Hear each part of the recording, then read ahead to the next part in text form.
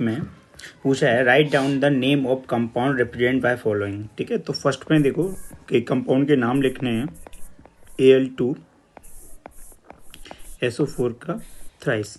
यहाँ पर जो Al है आपको पता है कि +3 में होता है ये 3, उसका चार्ज जो है SO4 है जो -2 में होगा। वैसे भी इसको ना लिखते हुए हम लिख सकते थे क्योंकि पहला हमारा क्या होता है कैटाइन, दूसरा हमारा एनाइन। कैटाइन क्या है बेटा? एल्यूमिनियम। ठीक है, और SO4 को बोलते हैं बेटा एल्यूमिनियम सल्फेट। ठीक है, तो ये हमारा फर्स्ट नाम हो जाएगा एल्यूमिनियम सल्फेट। सेकंड पे हमारा कौन है बेटा? सेकंड पे है CaCl2। तो पहले हमारा कैटायन यहाँ पे कैल्शियम है, तो कैल्शियम क्लोराइड। ठीक है, याद रखना यहाँ क्लोराइड लिखा जाता है, क्लोरीन नहीं लिखा जाता है, बट कुछ बच्चों ने यहाँ क्लोरीन लिखा था। तीसरा पार्ट है बेटा K2SO4। K2SO4, तो के को बोलते हैं बेटा पोटेशियम, पोटेशियम पोटेशियम सल्फेट। तो SO4 को क्या बोलते हैं बेटा? Sulphate, potassium sulphate. चौथा बेटा इसमें कौन सा है? KNO3। KNO3, तो यहाँ पर पोटेशियम के को हम क्या बोलेंगे? Potassium nitrate. ठीक है, पोटेशियम नाइट्रेट। ठीक है, लास्ट वाला क्या है हमारा? लास्ट वाला है CaCO3। तो यहाँ पर आ जाएगा सी को बोलते हैं बेटा कैल्शियम और CO3 को बोलते हैं कार्बोनेट, कैल्शियम कार्बोनेट। ठीक है, तो ये हमारे थे क्वेश्चन नंबर 5 का। ठीक है, तो यहाँ पे सिर्फ नेम लिखने थे कंपाउंड के। और 6 में आते हैं। 6 हमारा क्वेश्चन है बेटा कि name the element present in compound. तो एलिमेंट्स बताने हैं। तो फर्स्ट है हमारा बेटा क्विकलाइम।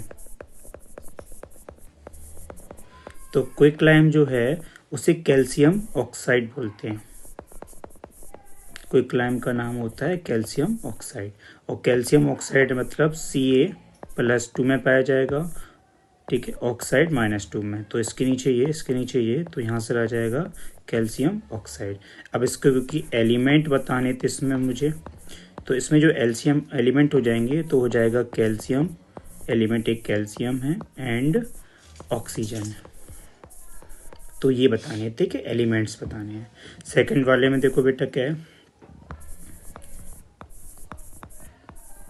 Hydrogen bromide. अब आपको पता है कि हाइड्रोजन +1 में पाया जाता है यहाँ पर और ब्रोमाइड -1 में।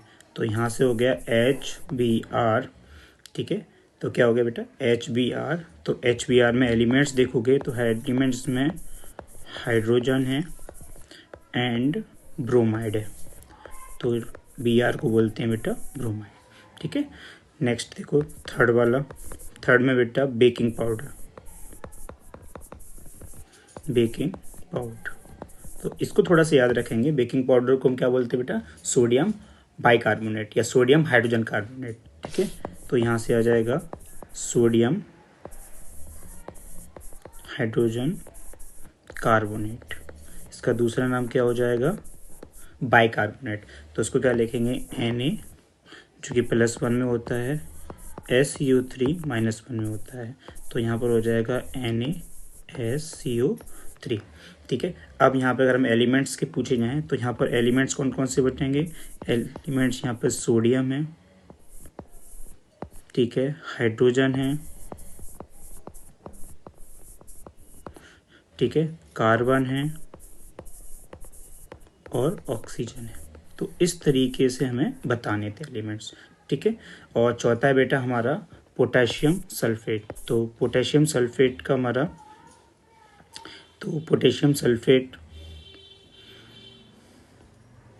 ठीक है, तो यहीं पे देख लेते हैं। पोटेशियम सल्फेट का के, ठीक है, K+1 में होगा और SO4 -2 में होगा। तो K2SO4। तो यहाँ पर K2SO4 में क्या आ जाएगा बेटा? पोटेशियम आ जाएगा। हमारे पास पोटेशियम है,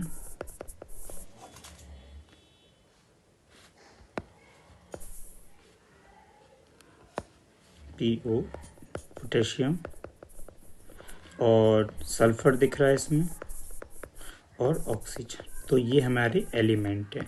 तो बट हमें क्या करना था, उनको हमें पहले फॉर्मूला वे में लिखना था और फिर फॉर्मूले में क्या क्या एलिमेंट उसमें यूज़ हो रहे हैं बस वो लिखने थे। Is it clear? चल नेक्स्ट क्वेश्चन है बेटा molar mass. Molar mass, molecular mass, formula unit mass सबको एक ही तरीके से निकाला जाता है।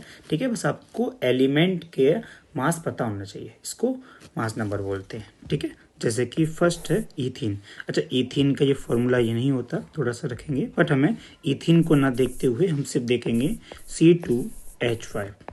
ठीक है, तो दो इसमें कौन है बेटा, एटम ऑफ कार्बन और यहाँ पर 5 क्या है, हाइड्रोजन का। तो कार्बन का हमें पता है मोलिकुलर मास कितना होता है 12 और हाइड्रोजन का 1। तो यहाँ से हो जाएगा बेटा 24 + 1 29 U। ठीक है, सेकेंड वाले देखो क्या है बेटा S8। अब 8 एटम सल्फर का है। अब क्योंकि सल्फर का एटम मास होता है 32, तो 8 2 = 16, 1 कैरी, 8 3 = 24, 8 25, तो 256। ठीक है, सिंपल थे। थर्ड वाला क्या था बेटा हमारा P4। तो P4 4 फॉस्फोरस है।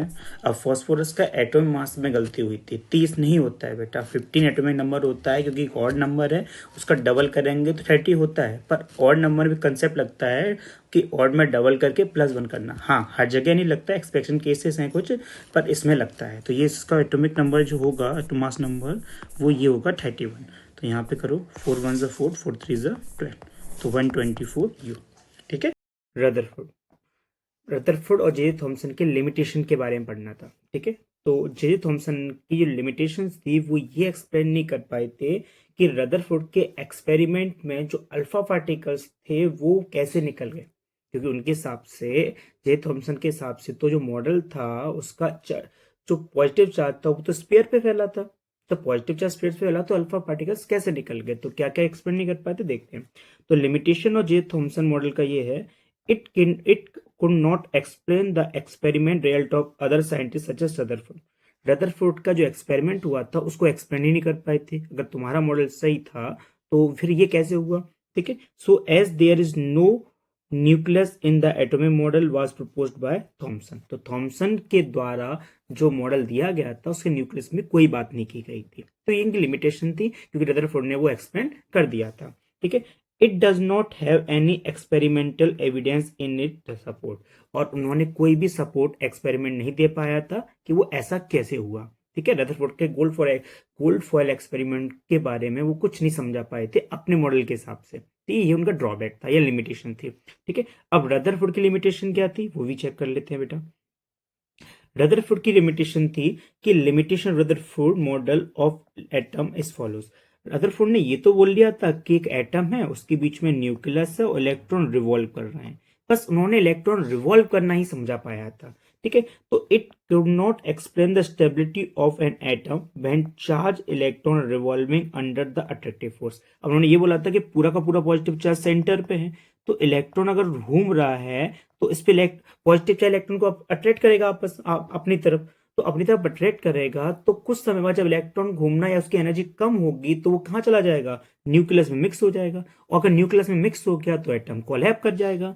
तो ये इस चीज को वो अच्छे से समझा नहीं पाए थे। ठीक है, तो पॉजिटिव चार्ज के बीच में जो इलेक्ट्रॉन को घुमा रहे थे वो उसको एक्सप्लेन नहीं कर पाए, और अपने मॉडल में वो could not explain as how the electron are distributed in the extra nucleus position of an atom. जब आपने न्यूक्लियस की पोजीशन ऑफ एटम को एक्सप्लेन कर दिया तो इलेक्ट्रॉन के बारे में, वो स्टेबिलिटी या इलेक्ट्रॉन के डिस्ट्रीब्यूशन के बारे में एक्सप्लेन नहीं कर पाए थे। जो कौन कर पाएंगे, नील बोर ने आके वहां पे एक्सप्लेन किया कि इलेक्ट्रॉन कैसे रिवॉल्व होते हैं। तो ये इसकी लिमिटेशन थी रदरफोर्ड मॉडल की और जे थॉमसन की। Is it clear?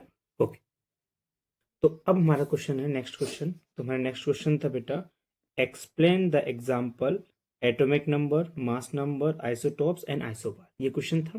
नेक्स्ट करते हैं। सबसे पहले एटॉमिक नंबर।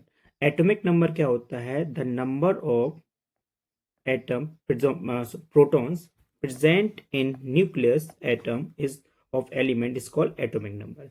जितना एटॉमिक नंबर होगा उतने ही उसके प्रोटॉन्स होंगे। ठीक है, तो एटॉमिक नंबर क्या है कि number of protons present in nucleus, किसी भी एलिमेंट के न्यूक्लियस में जितने प्रोटॉन प्रेजेंट रहते हैं वही उसका एटॉमिक नंबर होता है। जैसे किसी एग्जांपल दिया बेटा सोडियम, क्या दिया है बेटा सोडियम, तो बेटा सोडियम का एग्जांपल दिया है, सोडियम में 11 एटॉमिक नंबर क्या होता है 11, तो उसमें इलेक्ट्रॉन प्रोटॉन कितने होते हैं 11, ठीक है।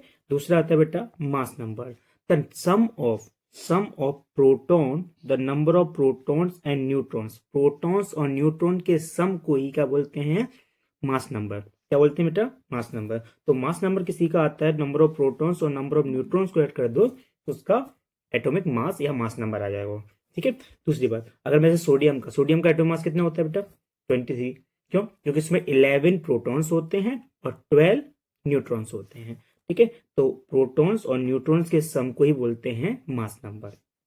नेक्स्ट बेटा आइसोटॉप्स, वैसे आइसो का मतलब तो होता है सेम, अब टॉप मतलब ऊपर वाला, वैसे याद करने के लिए बता रहा हूं। आइसोटॉप्स उसको बोलते हैं कि atom of element have same atomic number, isotopes में सेम एटॉमिक नंबर्स होंगे बट उनके मास नंबर डिफरेंट होंगे।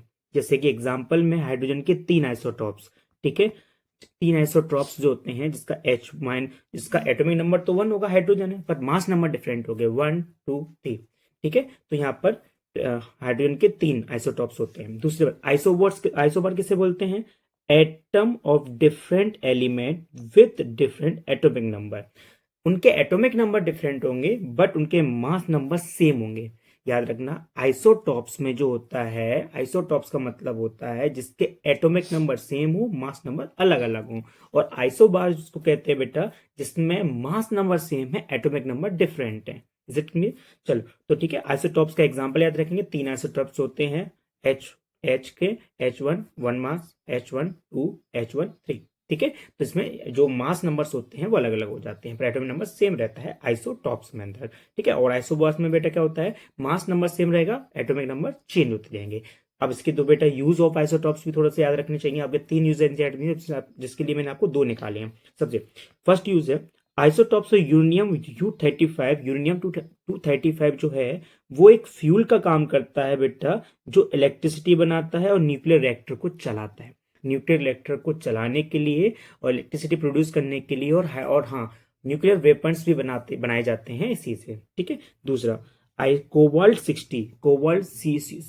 60 जो है वो यूज होता है बेटा ट्रीटमेंट, कैंसर के ट्रीटमेंट के लिए, ठीक है। तो ये हमारा क्वेश्चन नंबर बेटा 5 था। एक आपको सिंपल ट्रिक समझाता हूँ, वैसे आइसो का मतलब होता है सेम, अब आइसोटॉप बच्चे क्या कंफ्यूज हो जाते हैं, आइसोटॉप जो लिखा है बेटा इसका मतलब है कि टॉप वाला ही सेम नहीं होगा, बस टॉप वाला ही क्या नहीं होगा बेटा सेम नहीं होगा, मतलब आइसोटॉप टॉप वाला ही सेम नहीं होगा, मतलब टॉप में कौन होता है मास नंबर, तो मास नंबर सेम नहीं होगा, ठीक है। फिर दूसरा होता है बेटा आइसोबार, आइसोबार में क्या होता है, बार मतलब नीचे की साइड, जैसे हम टास्क बार देखते हैं कंप्यूटर में तो नीचे बार होता है, बार ही सेम नहीं होगी, इसका मतलब क्या होगा एटॉमिक नंबर ही सेम नहीं होगा। इसका एग्जांपल क्या है बेटा आर्गन और कैल्शियम, आर्गन और कैल्शियम के एटॉमिक नंबर्स 18 और 20 हैं बट मास नंबर दोनों के सेम है। Is it clear? चलो